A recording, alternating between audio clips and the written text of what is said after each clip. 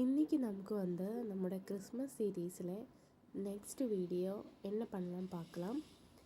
நான் இன்றைக்கி ஒரு வால் ஹேங்கிங்ஸ் இல்லைன்னா ஒரு டெக்கோர் ஹேங்கிங்ஸ் அந்த மாதிரி சொல்லலாம், அதுதான் பண்ண போகிறேன். இது ஆக்சுவலி நமக்கு கிறிஸ்மஸ் ட்ரீலெல்லாம் ஹேங் பண்ணலாம்.